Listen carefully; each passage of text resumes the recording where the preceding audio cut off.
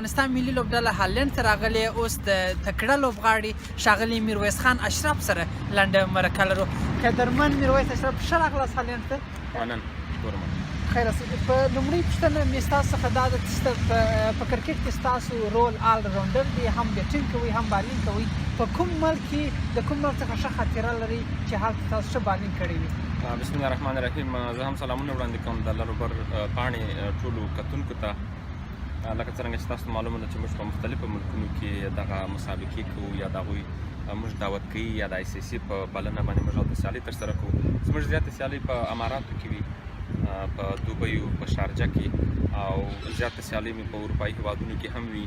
نو کله چې هغه وکټ یا هغه ویشتون ځای باندې لږ څه چمن وي یا لږ نمجنه وي، نو هغه زما بال هلته بیا ښه سیم کېږي، هم پر ښه ځای مښلي هم، نو هغه لږه د چا غوندې چې وایي لږ تاویږي یا ګرځي راګرځي. نو زما دپاره داسې کنډیشن یا داسې حالات ډېر شي او په څنګ کې ورسره په داسې تیزو وکټو باندې په تیزو ویشتون ځایونو باندې ورسره په بیټینګ کې هم شی ښه ډېر عالي.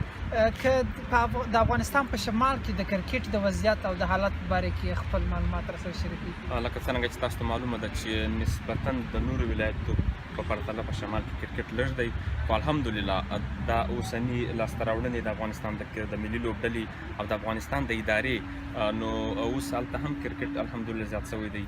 کندوز په شمال کې د کرکټ مرکز دی، زون دی، میدان لرو، کرکټ بورډ موږ ته میدانونه جوړ کړي دي، اکاډمیانې جوړ کړي دي.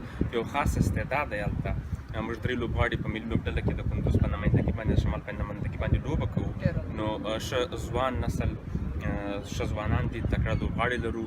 په ګریډ 1 سیالیو کې زموږ کندوز د زونونو په سطحه نمایندګي کوي. نو ماشاءالله ښه استعداد موجود. ماشاءالله. ډېر کلونه تېر شوي چې د افغان کرکټ لوبډله لوبې کوي، نړیوالې لوبې کوي. د کرکټ په بورډ کې ممکن ځینې تغیرات راغلي وي په تېرو کلونو کې.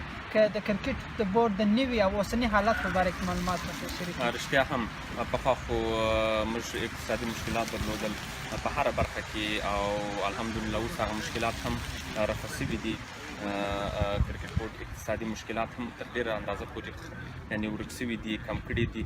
دغه موجوده اداره زموږ سره ډېره کومک کوي.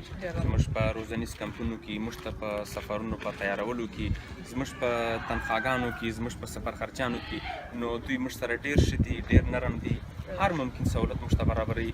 نو له دوی نه هم ډېره مننه کوو. خصوصا په افغانستان کې په هر ډپارټمنټ کې کرکټ بورډ یو خاصه لاسته راوړنه لري، هغه په داخلي کرکټ کې، که په فاینانس کې، که د ولایتونو په سطحه باندې. نو الحمدلله ډېر توپیر او ډېر ښه والی راغلی. ډېر عالي. وروستۍ پوښتنه مې دا ده چې د نوو افغان تنکي ځوانانو لپاره چې غواړي نړیوالې لوبو ته لاره خپله کړي، هغوی ته څه پیغام لرئ؟ افغانستان کې به کرکټ معلم صاحب لکه څنګه چې تاسو معلوم دی، انجینر صاحب احسان ته هم دومره زیات شوی دی. دغه څومره چې کرکټ په سکرین باندې راځي یا د تلویزیون په پرده باندې راځي، نو د دې سره د کرکټ فیصدي شوق او علاقمندي ډېره زیاتېږي.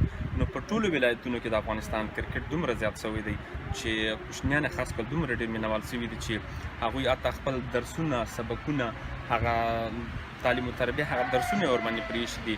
نو هیله به م د هغه ټولو کوچنیانو نه، د هغه ټولو والدینو څخه دا ده چې بېشکه دوی په خپلو اولادونو باندې سپورټ او کرکټ هم وکړي، تر څنګ چې دوی د خپلو اولادونو نه تعلیم یافته شخصیتونه هم جوړ کړي.